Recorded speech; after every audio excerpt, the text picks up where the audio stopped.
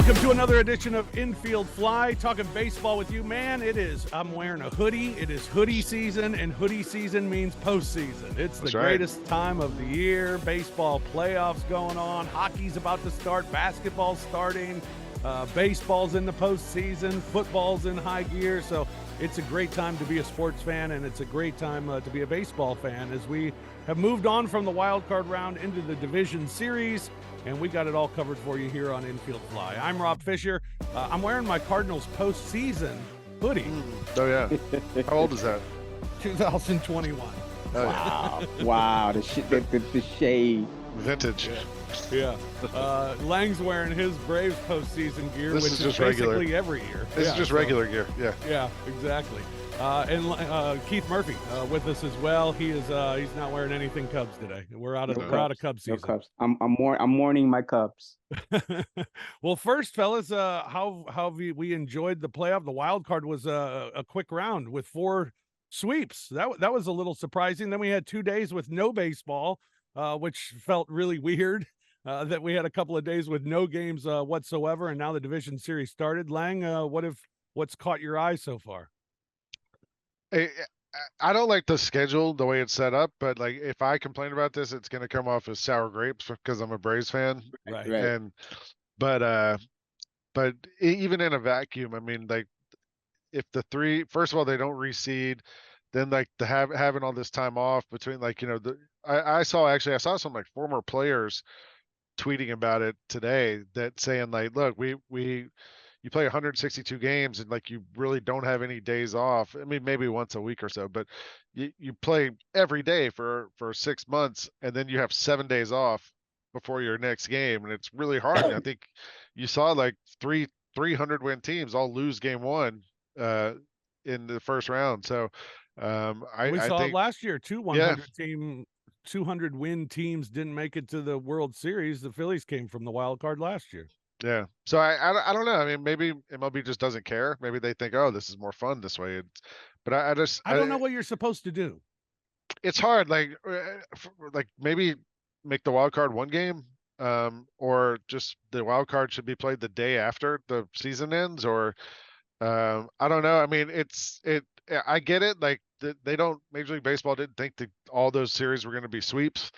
They didn't want to have 2 days off, and I understand the logistics of it. Like you can't just move up all these series to start 2 days earlier than you had, because they're counting pitching rotations and all this stuff, and teams have to plan on all that. And what people don't care about, media travel and all that logistics stuff around everybody getting to the ballpark too. Yeah. So I don't know. It feels weird, and like you said, Rob, there's like so much going on right now. Like hockey starting, basketball starting, college football's in full swing, the NFL's in full swing, and like you're fighting for attention with all these things. And I don't know that MLB's done the best job of getting the most attention it could have.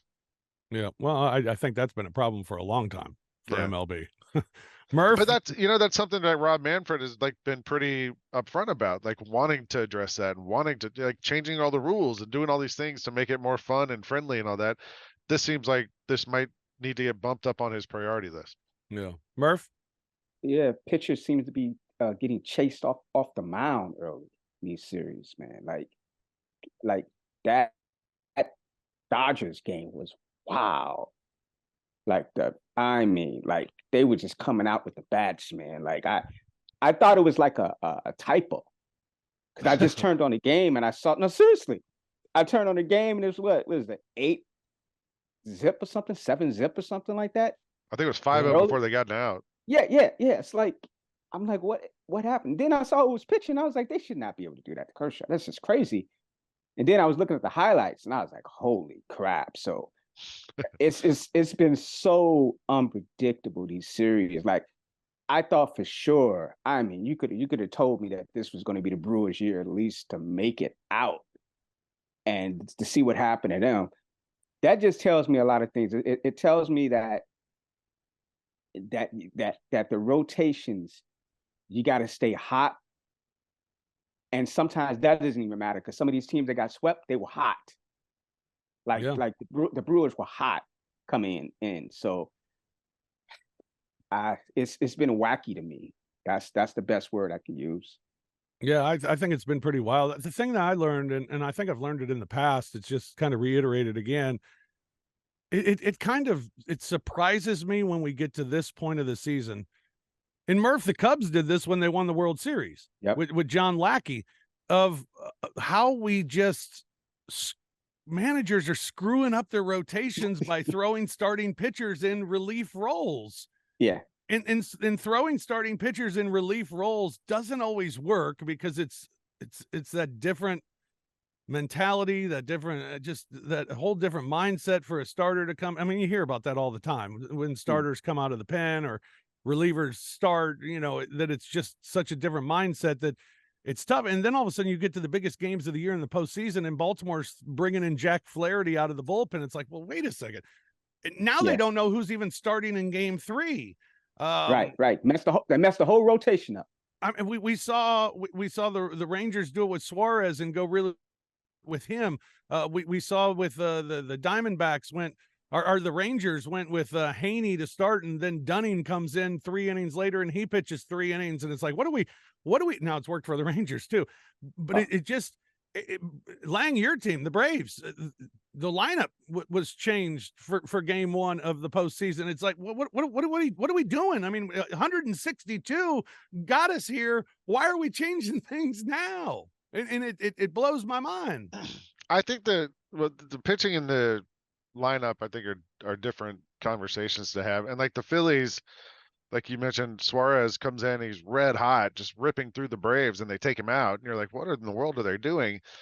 I read a really good story in The Athletic. Like the Phillies actually had a plan for this, and Suarez was like in tears in the dugout, and turns out like they had this plan that they had talked about it with Real Muto and like and they told everyone but Suarez because they didn't want him to pitch differently. And so then once he found out about it, he was like, oh, okay, well, it kind of makes sense. But they went, the plan was try to get as many arms in there that can throw 100 miles an hour as possible and as quick as possible and get those guys in there and start trying to like overload the Braves, because the Braves apparently this season hit a little worse against 98 mile an hour plus pitches or something like that. It was a good article in The Athletic from the Phillies writer. But the lineup thing is like, that to me is sort of like you have 7 days off and you think too much about it, and you're like, all right, we're going to change this around. Like, now I don't think the Braves lost because they changed the batting order, but it didn't help. But why but why? I get it in some respects, because you ended up with Riley getting up to bat with guys on base, like I think 3 different times. And, Ozzie had the same thing. Ozzie got to hit with guys on base, and they're like, I felt like the Braves were just unlucky in that game 1 more than anything, but we'll get to that later. Yeah. Well, here's how we got to where we are since the last time we spoke. In the wild card round, it was Texas, a plus 150 underdog, sweeping Tampa Bay. Jordan Montgomery and Nathan Eovaldi were both great on the hill. The Rays scored just 1 run. They were sloppy defensively. Texas 7-0 at the Trop in postseason history, and it was Texas' first postseason series win since 2011 when they went on to lose the World Series to the St. Louis Cardinals. But Texas beats Tampa. That was shocking to me.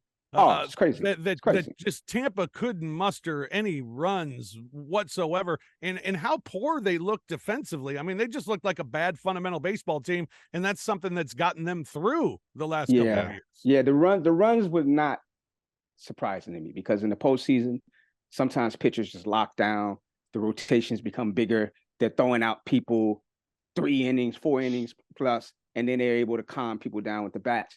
The defense shocked me. Like, they look like a little league team out there sometimes, man. It looked like they were like, the ball was being lost, dumb errors. I was completely shocked. Just fundamentally how bad they look. That's what shocked me. I think that probably was the most shocking series for me. Yeah. I had them going to the World Series.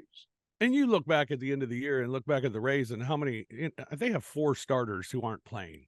I mean, 4 starting pitchers, and then 3 starters are also out. So, but they just plug guys in, they plug and play better than anybody in baseball. But Yeah, that was just a bad series for the Tampa Rays as they got swept by Texas, and then Texas continues their long road trip. They've been from Dallas to Seattle to Miami, or not Miami, to Tampa, and now to Baltimore. They've been gone for 15 days. Now they're coming home, and they're up 2-0 on Baltimore. The Orioles celebrating their first division title since 2014. Game 1, Texas wins 3-2, just played from ahead. They went with Andrew Haney starting. Dane Dunning came in relief. Josh Young, the rookie, hit a big home run. And then in Game 2, they went 11-8. Texas now 4-0 this postseason with all of them on the road. Grayson Rodriguez was rocked, just an inning and 2/3, gave up 5 earned runs. Mitch Garver had a grand slam after that. Gunnar Henderson and Aaron Hicks did homer for Baltimore. But Bruce Bochy moves within 1 win of his first ALCS as a manager. He reached that round 4 times in the National League, winning 3 World Series titles with San Francisco. Baltimore now has lost 7 straight postseason games. Texas going to Baltimore. It just, the thing that I kind of take away from that is Baltimore's young and they're just not ready. And Texas is hot. I mean, Lang, it can go back to what you were talking about too. And there was a big discussion on MLB Network about it last night. The rest, the getting out of rhythm, you could be on fire heading into the postseason, but you rest 7 days. Hitters, it's about rhythm, and it's about going out every day and having that rhythm. And Texas is in a rhythm because they've continued to play. Baltimore just hasn't gotten in that rhythm yet. I don't know, like, but I feel like that's sort of an excuse also. Like, I don't know how, because rhythm is one thing for hitters, all that, etc. But like, it can't only be that, right? Like, it's got to be there's got to be other things there, because like you talked about how, like, with the Baltimore, it's a young team, and like they can't find the rhythm, and the Braves aren't a young team, are they? Like, the Braves got to have a veteran team, and they look bad in that first game. They had the break too. Like, I don't know. I think it's sort of, I feel like we always, that's what we do, right? We look for something to make it easy and explain what the problem is, but I don't know if it's just like one thing. I think it's maybe a lot of stuff. Hey, it could be the fact that Texas is just playing really well. Yeah, I mean, and they're getting good pitching too. I think more than anything, it's just like teams get hot.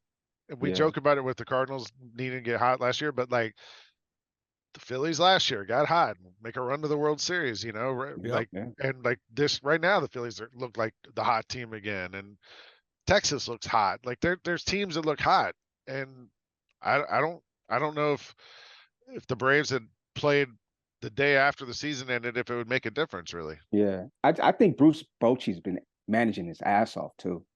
Yeah. I think he's been making all the right decisions. That last game, he made a pivotal decision, taking a man out. Didn't seem to put too much pressure on his players, you know what I'm saying? Because usually with Bruce Bochy, he was like, are you going to get your first, win in the league? Are you going to do this and do that? He just looked really calm, just understood it was going to be a high-scoring game, and just let him play. Be careful, you're going to give him a big head. Oh, wait. He's already got it. I think the Phillies too, though, like Rob Thompson, the Phillies manager is also like, seems like he's just calm and collected and making the good, he pulled Suarez, and they're like, all right, well, we'll see what happens. And it was the perfect move. Like, I think he like gave everybody confidence and kind of helped his team get through that. Yeah, and I think it was big. We'll get to that series in a minute, but it was a big confidence builder as well for that bullpen, which hasn't been great down the stretch, but he put it in their hands and they did the job.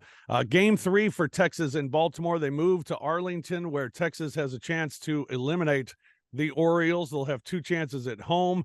If necessary, a Game 5 would be back in Baltimore, but Texas winning the first 2 on the road. They plan to start Nathan Eovaldi for Game 3. And he might be their best pitcher. Orioles manager Brandon Hyde said Baltimore will announce their pitcher today. Now, teams winning the first 2 on the road have closed out the series 29 of 32 times. Oh, that's so there is a chance. There is a chance for Baltimore, but it doesn't look great. The other American League series, Toronto and in the wild card. Minnesota swept that one. Nothing. Their first postseason series win since 2002. Pablo Lopez, Sonny Gray both shut down Toronto. 1 run in 2 games in what was another underwhelming performance for the Jays. Jose Barrios was pulled after 4 scoreless innings and 47 pitches. You know, it was kind of a Rob Thompson move there of Philadelphia, what they did in Toronto. Pulled Barrios, and he was in tears. Had scoreless innings, 47 pitches. They pull him from the game, and the next pitch gets knocked around, and all of a sudden, Minnesota goes on to win the game. They score a couple of runs. John Snyder was certainly questioned about that afterwards, and actually the GM of the Blue Jays said that was the manager's decision entirely. Whoa. Put it bus. on, and then followed it up saying, yeah, he'll be back as our manager next year, but decided to throw him under the bus before he gave him the vote of confidence. He reversed it. Yeah. Listen, I was wondering if somebody made a comment about that, because I didn't know what was going on. I thought it was an injury or something that nobody was talking about. That was the strangest move of the playoffs so far, in my opinion. Yeah, that was crazy. Minnesota, we've all year when we've gotten to the American League Central and talked about things in the Central, I've always just prefaced it with now to the boring league or boring division. Yeah, Minnesota's been a boring team. Minnesota has not looked one time this year like they can contend for an American League championship, much less get to the ALCS. But a couple of good pitching performances. Carlos Correa suddenly is looking like a postseason hero again. And Lang, you said it. This is time of year. It's baseball, man. You get hot, you can carry it. And Minnesota got hot against Toronto, but you know, there are other more disappointing teams in the league this year than Toronto. Certainly, they had a good regular season, but just underwhelming and just underperforming and disappointing. They were like that all year. Like you kept waiting. Like they were the team that never got hot. Right. You know, you kept waiting for them to like reach their potential, and they just never did. And they just sort of seemed like they seem very Canadian. Sort of, send all letters to Lang with it. No, just like there's just something was not quite the same, and you couldn't put a fine point on it. Yeah, I don't know. Yeah, it was disappointing for sure. Disappointing for the Toronto Blue Jays. Now Minnesota, they take on the Houston Astros. Minnesota, a big underdog at plus 135 to win the series. Houston minus 160 to win the series. Astros are the first team in baseball history to finish a season below 500 at home and 20 or more games above 500 on the road. They were 39-42 at home this year and 51-30 on the road. And they host this series against the Twins. Game 1, Houston won it 6-4. Justin Verlander surprised me. I felt when I bet against Houston in Game 1 and bet Minnesota, I felt like I was betting against Alabama in football. That Verlander was going to screw me, and he did. He was amazing. Yeah. 6 scoreless innings, 17th win in 35 postseason starts, his 10th with Houston. That ties a franchise record. Jose Altuve at his 24th playoff homer. That's only behind Manny Ramirez, who has 29. Yordan Alvarez hit 2 homers. Houston 10 straight victories in Game 1 of Division Series. Verlander, he was great, and Astros got a big lead and were able to hold on in Game 1. I mean, you know, I take it out. We made the joke last week whether or not these guys were like the Walking Dead out there, like they were just putting guys that were past their primes in these big spots, and Verlander just showed that he's, you know, why he's going to be a Hall of Famer. I mean, I didn't think he was going to do that. I didn't think he was going to have that type of performance. What most impressed me is that it just seemed like he just had the batters baffled, like they've never seen this before. The man is 100 years old. You've seen him pitch a million times. You know his moves, and and he's just making you look silly. He's getting grounded. I had no idea he had that in him. It was like the opposite of Clayton Kershaw. Yes. Oh yeah. No kidding. Exactly. Yeah. Exactly. But then in Game 2, Minnesota comes back and gets a 6-2 win. Pablo Lopez, another great performance, 7 scoreless. His ERA in his 2 postseason starts is .49. And Framber Valdez, who had a no-hitter this year, and many were talking about Cy Young. I kept telling you he's the best 500 pitcher in baseball. He had a bad performance. 4 1/3, 5 earned runs. Carlos Correa, 3 hits, 3 RBIs, has 8 hits and 4 RBIs in 4 postseason games. Correa's 2-run single gave him 63 career RBIs in the playoffs. That ties David Justice for third most in MLB history. Wow, David Justice. Somewhere his ears are ringing. Yeah. Alvarez hit his 3rd home run of the series, but it wasn't enough. Minnesota wins it 6-2. Hot team, man. They're playing with a lot of confidence. They're on the back of Carlos Correa right now. They're getting good pitching as well, and now they're heading home with the series at 1-1. Yeah, I don't like. What are we gonna learn? Like it's just look for the hot team. I mean, I know it's so easy to say, but but like it's pretty simple. I remind people all the time, the worst, and this is kind of where the Minnesota Twins are. The worst teams in baseball win 60 games. Yeah. They win 60. The best teams in baseball lose 60. So it's a sport where you can win on any given day.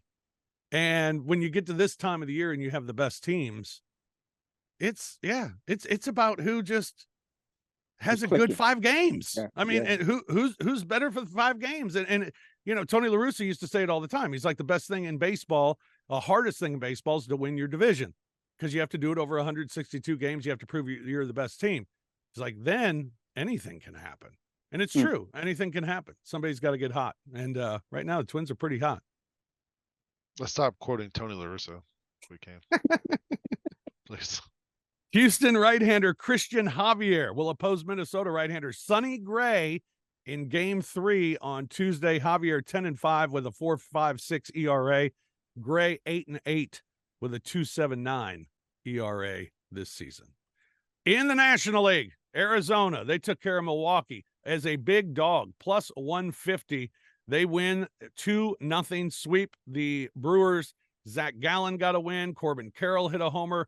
Brewers led 3-0 after 2 innings in Game 1, lost 6-3. Brewers led 2-0 after 1 inning in Game 2, lost 5-2. Early runs for the Brewers, but nothing else after. They never got their offense going at all. And watching that series, Lang, it reminded me of what you were talking about last week when we were talking about the Diamondbacks. They just know how to play baseball.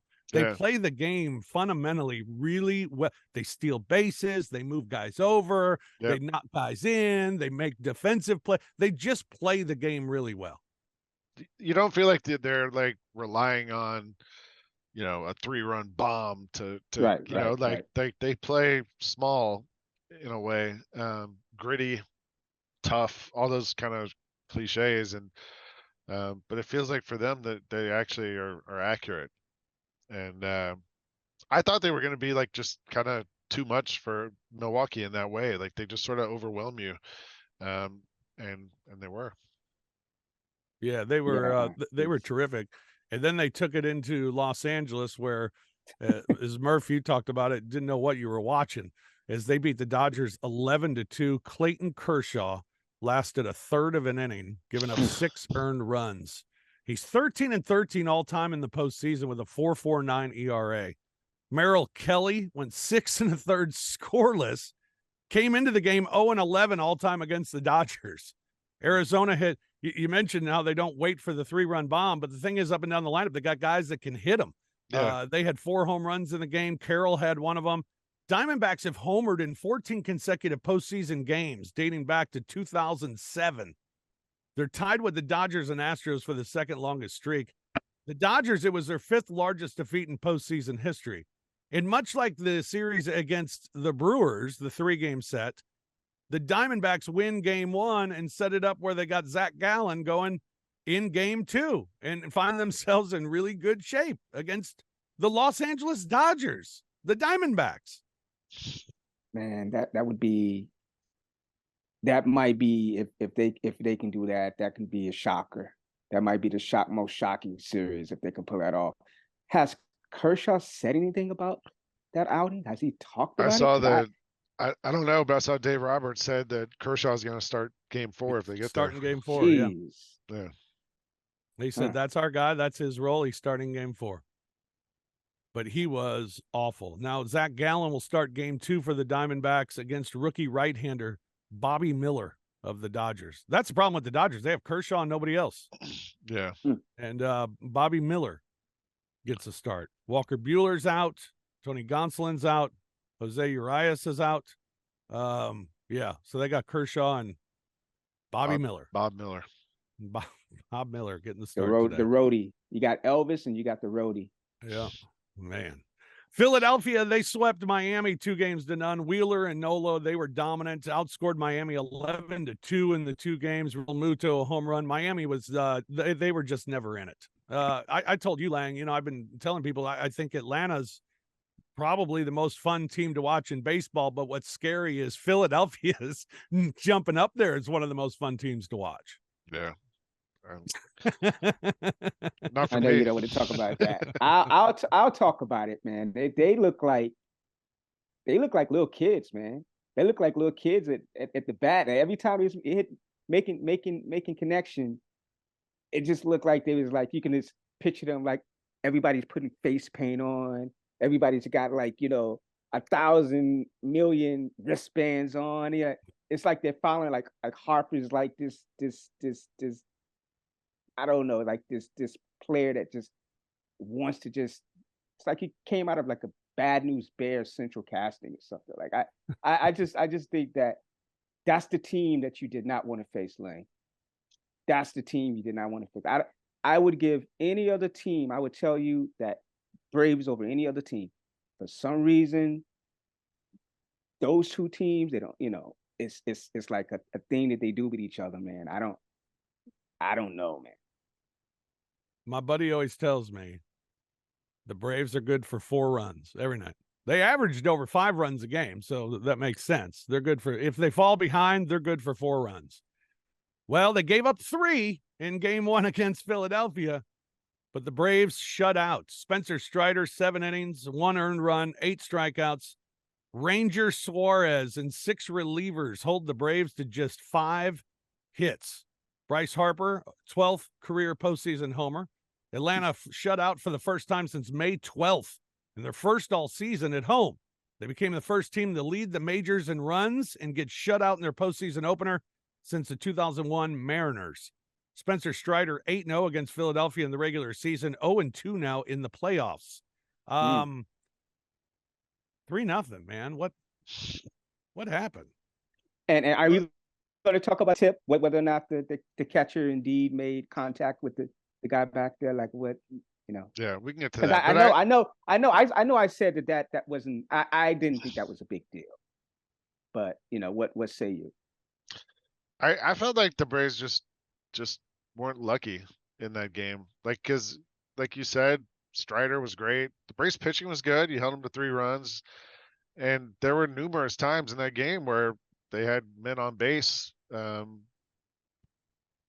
chance to knock them in and just either got struck out or Pop-ups. that crazy play by Trey Turner. Yeah, like pop-ups that just hit the ball to the warning track a few times, but 6 feet short of a home run. Like I just felt like it just wasn't the Braves game.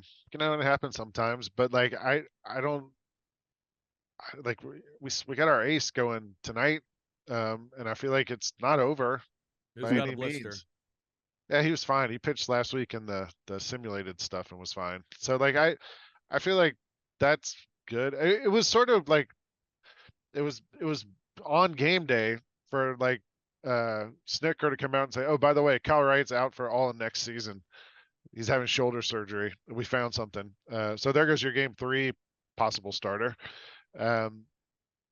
Like that was sort of put a pall on the day to begin with, and then for the whole day to go the way it went, just never felt like the Braves were kind of in it. I don't know. Just watching the game at home, I was like, oh, like this is not our night. I tried everything. I changed seats. I cleaned up the room I was in. Like I couldn't change the look. I couldn't get the luck turned around. I don't know. Fish had some thoughts about the fans throwing stuff on the field. Yeah, yeah. Oh. What say you, Fish? Well, the origin of this, the name of this show, Infield Fly, comes, of course, from the Cardinals Braves playoff series, which Cardinals, there was an infield fly in that game, and it really screwed the infield fly call. Yeah, I was to say there was a call of an That infield was fly. that was a ball that was in shallow left field. It wasn't shallow. It was like it was really in left field. It was a pop up to left field. Yeah. And infield fly call, and it killed the Braves. Cardinals win the series, and so Infield Fly, the name of the show. So and at the time, the fans threw beer bottles and threw everything on the field. Fans threw trash on the field again. Come on, Lang, you classless people. Why are we throwing things on? I told Fish, one of my son's friends' dad is from Philadelphia. He's a big Phillies fan, and he was texting me during the game.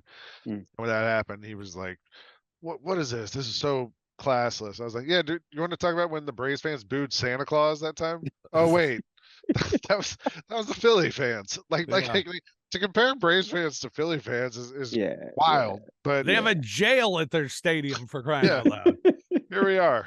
You know what though? Like I told Fish, like if I'd been at that infield fly game, I would have thrown something on the field too. Like they didn't have instant replay then, and I guess you say, well, now they have replay, they could fix it. Right. But then we get into the situation with that thing where I listened to the first 2 innings in my car. I was driving back, so I didn't see the first 2 innings, but there was a play at first or second base where they had to review an out call, and they overturned it. I think it was one of the Phillies player was thrown out at second. They turned out he was safe. And so I think Braves fans already felt like New York was against us on these replays. But then when that happened, you know, I don't know if he hit it or not. Real Muto seemed to think so right away. And Francoeur kept saying on the broadcast, well, it's 2 catchers involved in this, and they both reacted in such a way that you would think it was a catcher's interference. But I don't know. But that was a weird reaction though, Lang. Yeah, like, I didn't really think. Why would he start reacting like that? Wouldn't you? I didn't think Sean Murphy reacted. Power not to react. So I don't think he reacted that way. I didn't like. They were like, "Oh, look at him put the glove down," and he was all upset. And I was like, I don't know. It seemed like I thought he was just kind of like, whatever. And he kind of turns around and looks for a ball. Like I didn't think it was that big of a reaction from Murphy. But Real Muto, he took off for first like right away. Like I was like, all right, well, probably is right. You know. So I don't know. Also controversy regarding the Braves mascot, Blooper. On Friday, Blooper tweeted one more day in reference to the Braves matchup against the Phillies. In typical Philadelphia Phillies fashion, one fan reposted the tweet and responded with, "Until your death." Well, let's talk about the Braves fans. So Blooper then got upset, and Blooper then took a shot at the Fanatic. Blooper tweeted out, "I get that the Fanatic is an OG, but his last highlight was recorded with a flash bulb. It's shocking you guys hate Dallas so much because you relive Fanatic's glory days the same way they relive their Super Bowls."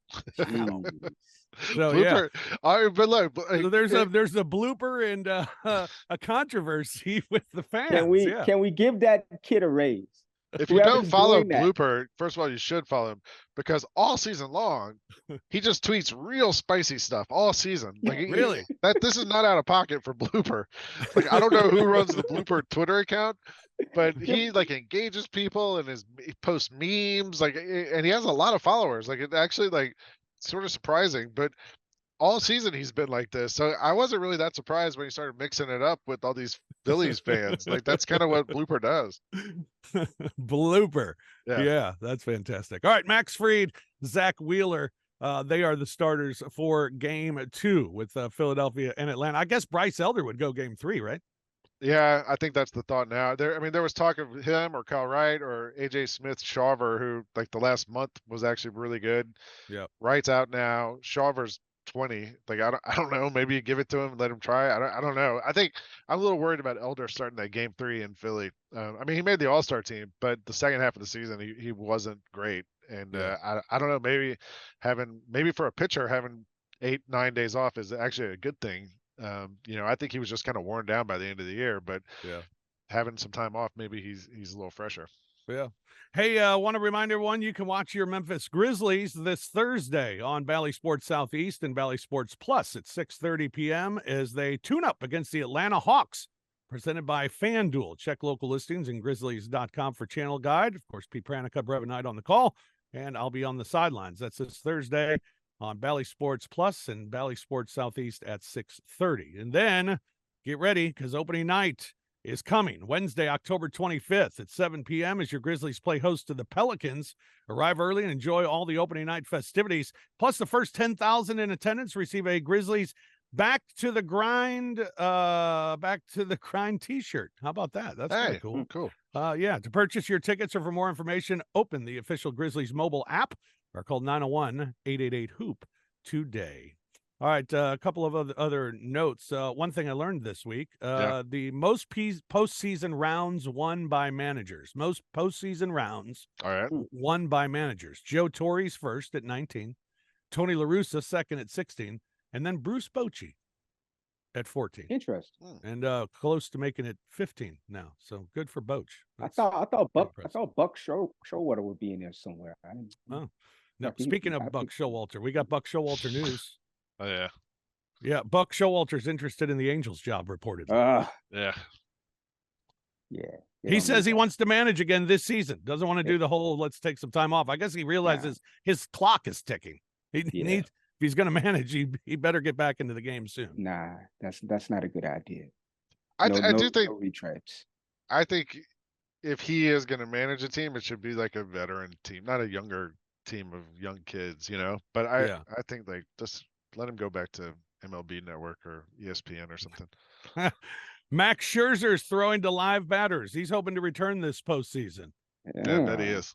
80% Max Scherzer. You want him back? No. I mean, look at Verlander. You never know. No, we know with Scherzer. We know.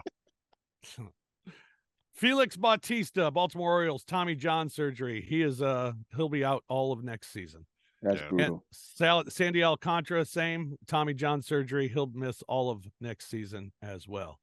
I thought this was interesting this week. First baseman of the Cincinnati Reds, Joey Votto, says he intends to play at least another season. He said that on the Dan Patrick Show. Votto added that he's open to playing for another team if the Reds elect to move on. I think I'd like that. Like he's such a good clubhouse guy to me. I mean, we've never seen him in the clubhouse, but in interviews and everything you see with him, he seems like very smart and self-aware and funny and all those things. Like he seems like he'd be a great clubhouse guy. And like look, he's been with that team for a long time. Let him go to a contender and just pinch hit or DH or something.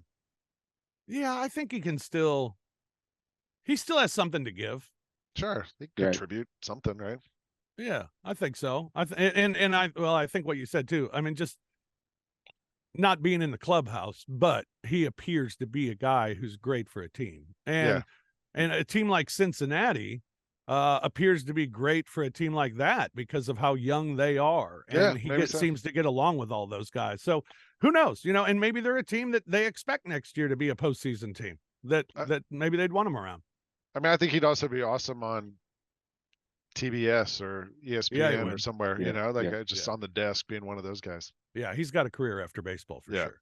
San Diego general manager AJ Preller reiterated this week that the first path with Juan Soto remains an extension. However, he did concede slightly when asked if a trade could be on the table. He said, "We've never been a group that says no to anything. I wouldn't read into that. That's just kind of the way we operate." Saying there's a first path suggests there's a second path also. Yeah, right? Yeah, you're gonna have to read into a lot of that. There's no reason for him to say that at all. Yeah, it's just amazing to me that it was just an off season ago or end of the season, a trade deadline ago, that we were talking about it being the biggest trade in baseball history and the largest fall in history. Yeah, like he turned down the $400 million extension, right? Wasn't that what it was? Like, and now it's like Soto's available. Yeah, okay, no big deal. Well, we should point out that Soto actually had a good season.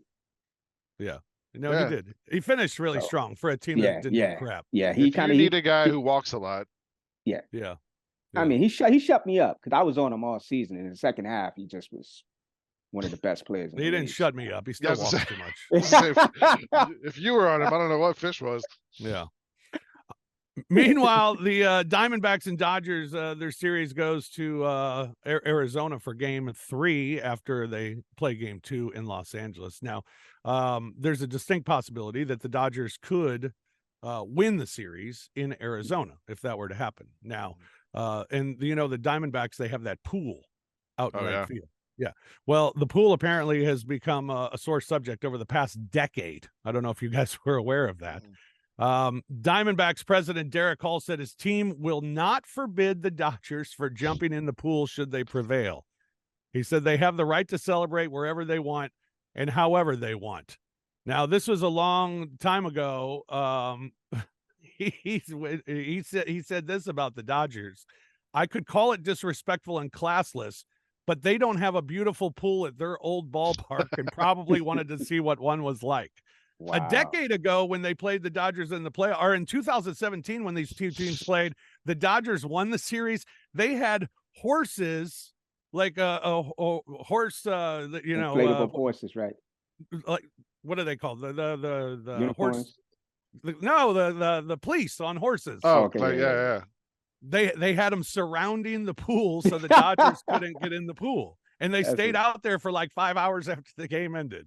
But now they've changed their tune and said that they can go ahead and jump in the pool. I got an idea. Just take the water out. Drain the pool. Yep. How about not having a pool in your baseball stadium? I liked it that he said it was a beautiful pool. Like that's what we care about at a baseball. Yeah. No, I thought that was great as well. All right, let's see these final 3 series. I know we're already a game or 2 in. Philadelphia, Atlanta. You're sticking with the Braves, I assume, Lang, right? I have to. Yeah, I got to believe. I'll stick with Atlanta as well. I think they come back tonight in Game 2, even it up, and kind of start to get their rhythm. If they get their rhythm, they'll be just fine. So I like the Braves. Yeah. It's just if they get the rhythm. That's the question, because they did not look like they had any rhythm in that Game 1. Well, if they don't tonight, they're going to go to Philadelphia down 0-2. Yeah, I got the Braves winning tonight, but I don't have them winning the series. Okay. What about Arizona and the Dodgers? Zach Gallen going in Game 2, already up 1-0. Arizona all the way. Yeah. Really? All the way. Let's go with the hot team. They just look crazy out there, man. They just look like they're just swinging the bat, having all these big plays. Manager just looks like he's just, he's reading a book while he's managing. Everybody's just calm and cool. Nobody's going crazy. So I got them going all the way. Wow. I'll go with the Dodgers. I think the Dodgers bounce back with old Bobby Miller. Texas and Baltimore, I'd have to say Texas. They're up 2-0 going home. Yeah. Yeah, but at home they're not too great, right, Lane? Isn't that the record? I don't know. No, Houston's the one that's awful at home. Okay. Well, I thought it was the other way around. I mean, they're up 2-0. You got to go with them. Yeah. Minnesota, Houston, 1-1, heading back to Minnesota. I think Houston. Yeah, I still got Houston. Yeah. I'm not a big believer in that other team. I don't even want to say their name. Wow. You got a Prince poster behind you. I know, and a Prince sweatshirt too. Yeah. But I'm telling you, I just never brought into that whole. What do you hate, twins? Kirby Puckett. Everybody's having fun. Everybody's hugging each other. I hate him from '87 when they cheated the Cardinals, and I hate those fans on when the Cardinals played them. Yeah, same in '91 when the Braves played them, and Ken Herbeck pulled Ron Gann off of first base. That's right. I'm still mad about that. So. Yeah, Ken Herbeck. Yeah. All right. I'll go with Minnesota. I'll go with Minnesota to win this one. Okay. And congratulations to the 3 highest payroll teams in baseball, the Mets, Yankees, and Padres, who are all watching at home and watching and listening here on Infield Fly. All right, that's going to do it for this week's episode of the program. Next week, we will have the NLCS. The ALCS will be set. We'll be talking about that, and hopefully an exciting week here of baseball. Enjoy all the baseball action, all the playoff action. Enjoy wearing a hoodie. It's hoodie weather which means it's baseball playoffs. For Keith Murphy and Lang Whitaker, I'm Rob Fisher. Thanks for watching Infield Fly. We'll talk to you again real soon here on Grind City Media.